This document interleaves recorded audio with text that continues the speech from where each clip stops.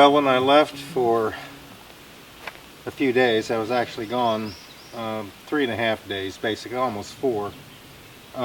There wasn't a single hole in any of these cabbages or any of the leaves, and just since I've been gone, they have been ate up. I think primarily when I would water the garden, I would kind of wash the cabbage off. May have been keeping the worms, you know, at bay, but I'll show you. Yeah, it's just incredible. It's almost like overnight. So let me show you what I'm talking about.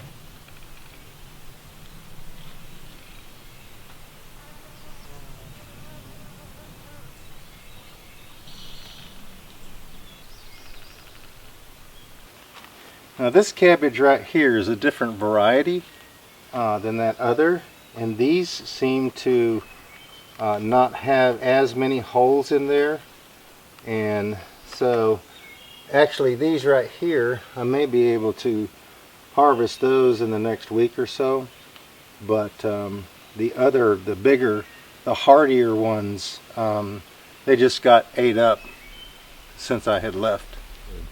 Look at this tomato, guys. It's almost bigger than the palm of my hand, and it's still growing. So glad that Dad's tomatoes are doing well this summer. That means more tomato eating for me, less tomato eating for him. I had to top all of these onions because they were getting so tall they were just laying over, and I actually trimmed this down the same as that, but now why these two decided they'd grow up about 5 inches over just a few days, I don't know, but that's how fast they grow. But you can actually look in here and see some of those huge bulbs that I've got started going in here.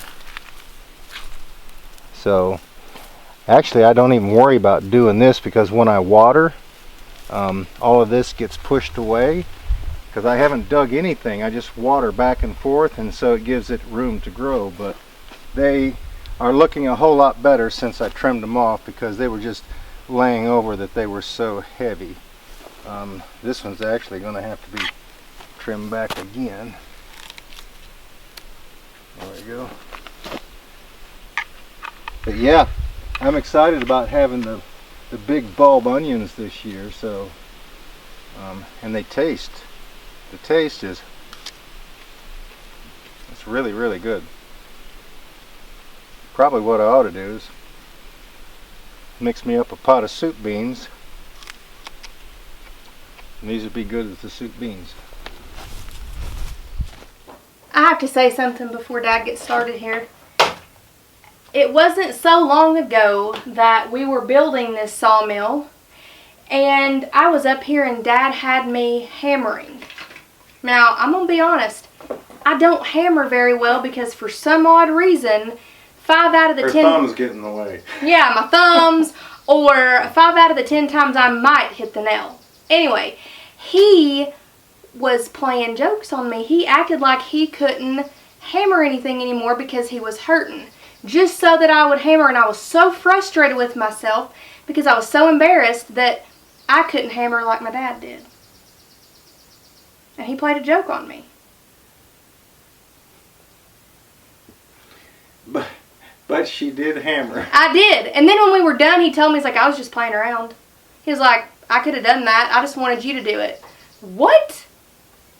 Gosh, I was so mad that day. I hated the hammering because I was just swinging for nothing half the time, y'all. If you guys noticed, I actually cleaned up in here a little bit because I really can't stand working where it's trashed up. And I needed to get busy, you know, sawing some lumber for different projects and stuff like that. So the other day when it was bad, I came out, didn't do any filming or anything. I just spent the day cleaning.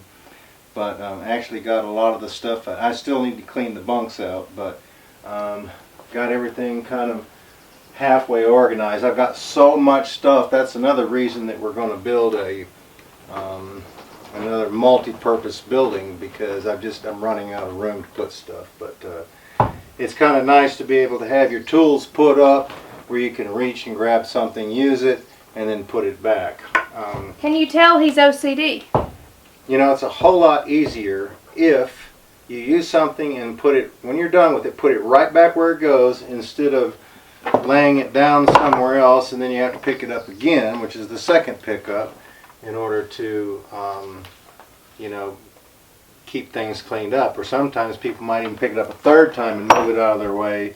It's just as easy to go ahead and put it back where it goes. But anyway, over the winter, what had happened, I came out here, I would grab stuff, I would cut it up real quick or do whatever I needed to do, run back into the cabin, do that, and stuff just kind of basically got out of hand out here. So I said, that's enough, time to come in here and clean it up. But we're ready to go, ready to do some sawing. Now before I start sawing material for that building down there, my son and I are going to go ahead and put the feet, which goes on the bottom, they're adjustable, because the sawmill in a 16-foot span did get about 1/4 of an inch off.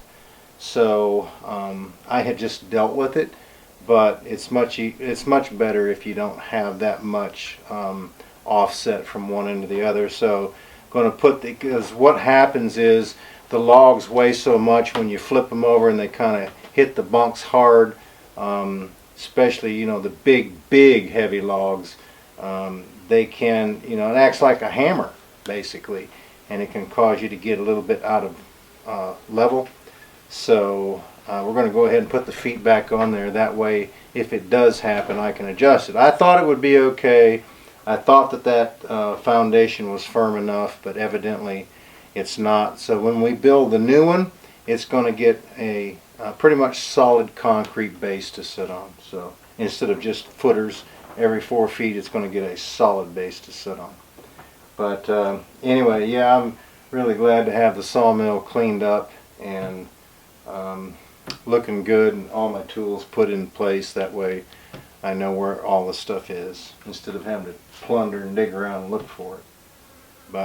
And then I also kind of use it as a storage shed too, where I have to park some of the machinery, so when I get ready to saw, I just open the doors up, pull it out, do my business in here, and then when I'm done, I pull them back in. That way they stay out of the weather and I don't have to put tarps over them or anything like that.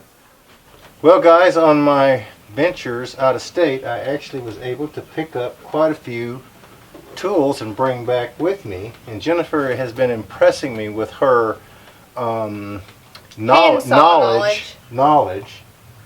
Yeah, this is actually another handsaw that I picked up and is almost just as true as it can be and still sharp. Now this one right here seems to have a much rougher cut on it, so this will be good, like a ripping saw. But this will be good, and the handle is good on it. Just the blade needs to be cleaned up and polished up a little bit. But yeah, I was happy. Got some nice teeth. I was happy to get no dentures on that one. Nope. Then we also have some hacksaws. Which one would you want? The big one, the next biggest, or the smallest? They actually, you know, for different jobs, because if you needed more depth in cutting, this is probably be the one that you would pick up. But yeah, I was able to pick up, this is a really nice one right here. This one's missing some teeth. This one is a nice one. It's missing some teeth down there. Yeah, it just needs a new blade put on it. But this is probably your standard, you know, hacksaw right here. This is kind of neat. Yeah, and then I found this little bitty one. So I decided to go ahead and pick it up and bring it back. So got these three right here. Then I was also able to pick up some miter saws. Yeah. Check out this puppy right here. This'll be a long stroke with this one. But yeah, I got a couple of miter saws. You get cut by one of these, you'd need a tetanus. I'll be able to use these for different projects. And then we have some brass. Let me show you this before she gets going too fast here. I actually ran into a Yankee drill. right here. Your blades are in the end right there. I used one of these many a day working for the phone company. Then you put it in the end right here, and when you push in, it turns this shaft, which causes the little drill bit to turn. Now, I think that's his most exciting piece of this went in my tool pouch, and I carried it everywhere that I went because you always needed to be able to have access to it. Now, we did have, you know, when I first started, we had the brace and bit. Then they got us corded drills, but we had to have power. So I carried an extension cord, and if the customer had power, I was able to use my drill. Then we got the battery operated, or the cordless, you know, drills later, but I use this many a day, so when I installed a jack in the house, I just didn't run out and get my drill. I just take the box, mark where my holes were going to go, and put the holes in the baseboard, and went ahead and mounted the jack with this right here. These really are handy. But anyway, yeah, I found that Yankee drill. So rasp. Yeah, this one right here is actually a round rasp, so I thought it would be cool to have that. And then this one, of course, is your regular flat file rasp, which you always need one when you're doing woodwork. I had actually been using my angle grinder some, but yeah, these will come in handy too. Anyway, so I've got some more hand tools to work on, but you know, I'm really happy to have hand tools like that, or I call them cordless tools, because they don't require anything except physical effort. So you don't need to worry about powering up batteries, elbow grease. Yeah, anything like that. They're ready to go, ready to use. But you know, I had some comments about my garden is so big, how did I get the water? Did I have my rain catchment system working and all that? No, I get my water up at my sister's house. It will last me about 8 days. That's watering every day because I use about a half a barrel when I'm watering the garden, and there's 4 barrels back there. I'll tell you what, with those 4 barrels full coming down the mountain over there, you got to watch it. Because you know, on the gravel can actually act like little bearings, and you can get going too fast. So when I fill those barrels up, each barrel weighs probably about 400 pounds. So when you got 4 of them on there, that's 1,600 pounds coming down that driveway.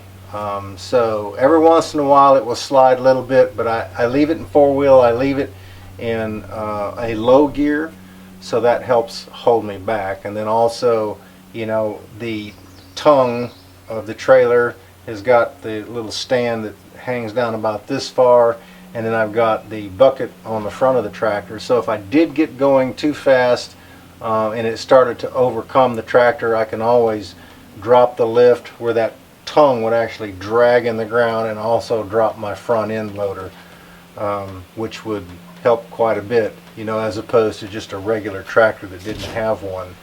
You could still operate this back thing, but haven't had to do that, just by trying to be safe and taking it easy coming down that mountain. Now coming up, you know, is a different story, but that's where I get my water so far. You know, I could pump it out of the creek, but I just go up there and get it because you know, actually the possibility of pumping up some sludge and stuff like that into the barrels, and I'd rather not do that. So but anyway, that's how I water the gardens. And anything else that actually needs to be done up here, when I start rocking on the side of the house, that's what I'll use to mix the mortar and stuff like that. So that's the answer to one of the questions that I had, as far as, you know, where do I get my water. Guys, there's not a whole lot that has went on since I've been back from out of state, because there's a lot of loose ends that I needed to tie up. Especially that garden kind of freaked me out when I came home and there was holes 8 all in that cabbage. I mean, the day that I left, the day before I left, I actually watered the garden really good because I knew I wouldn't be back for at least 3 days.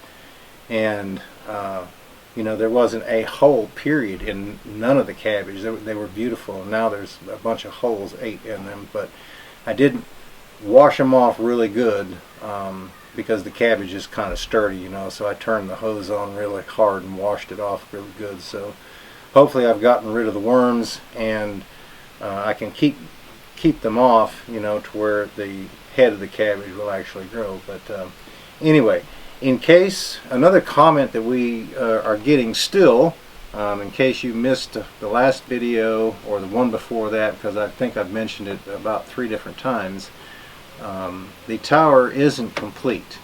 What I needed to do was to be able to get the tower built where it would stand on its own, so that, temporarily, so that I could get the satellite mounted up there, because when we ordered the satellite, which was about 1.5 years ago, it wasn't available yet, but we had to get on a waiting list, so we had to put a down payment on it.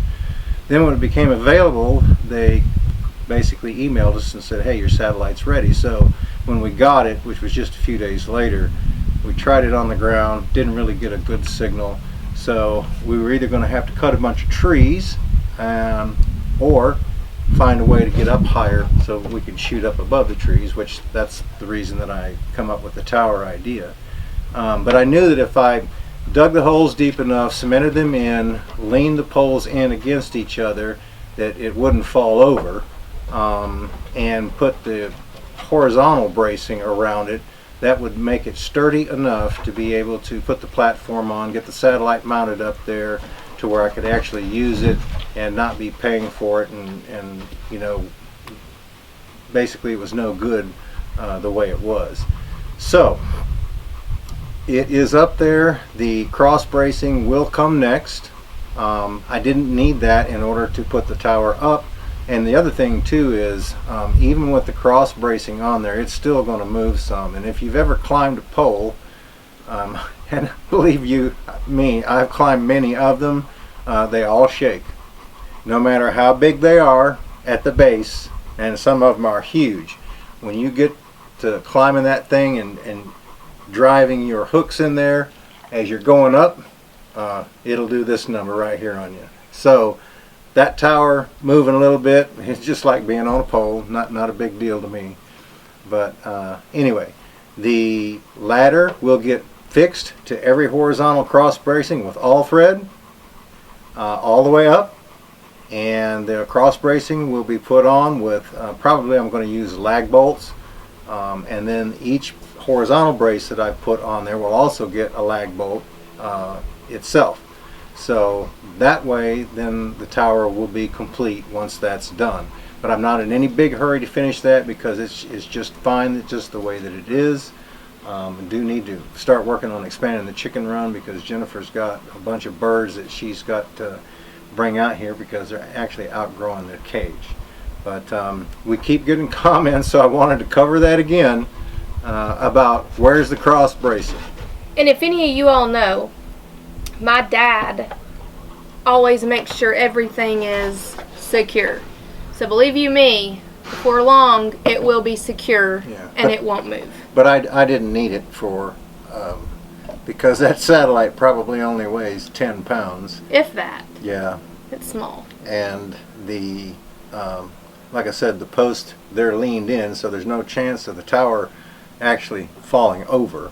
And then the ring that I put up top is bolted in, so the top members aren't going to go anywhere, and the bottom is cemented in, and it's not going to go anywhere. So but the cross bracing will help to get rid of a little of that wiggle jiggle, but like I said, not a big deal to me because every pole that I ever climbed in my 30 years did a whole lot of wiggling once you get up towards the top. Actually, if you grab a hold of the bottom horizontal brace and try to wiggle the tower, it doesn't wiggle much. It only wiggles once you get up higher. But anyway, the main thing is the satellite is working. I did upload a video, and Patrick was able to take the video and do his thing with it and then get it loaded up there to YouTube. So really happy about that. Now, It does take a 30-minute video about 2.5 hours to load, which at Jennifer's house would take about 45 minutes on an average, right?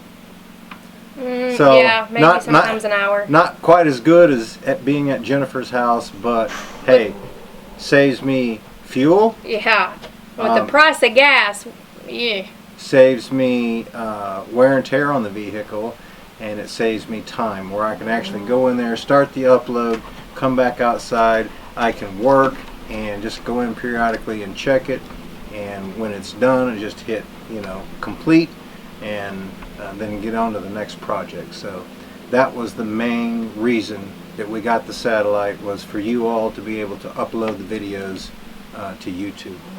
So anyway, what's some of the other comments that we haven't answered? Hey, what we doing? Well, I'm just sitting here, so let me answer that one for you. Hey. What? Didn't Patrick get a new t-shirt designed? He wrote them when they rejected it, and they told him that he could resubmit it and upload it. I was talking to him today about resubmitting that because we'll have a shirt that says, hey, what we doing on it. Well guys, we're going to go ahead and end the video here. She needs to go. I appreciate her coming out here and hanging out with me. She actually spent a week herself on vacation, and so we were both gone the same week. But that was a good idea, wasn't it? I do believe he missed me, though. Anyway, guys, we certainly do appreciate you stopping by and hanging out with us. We hope each and every one of you have a great day. Y'all take care. I look forward to seeing you back up here at the cabin again next time.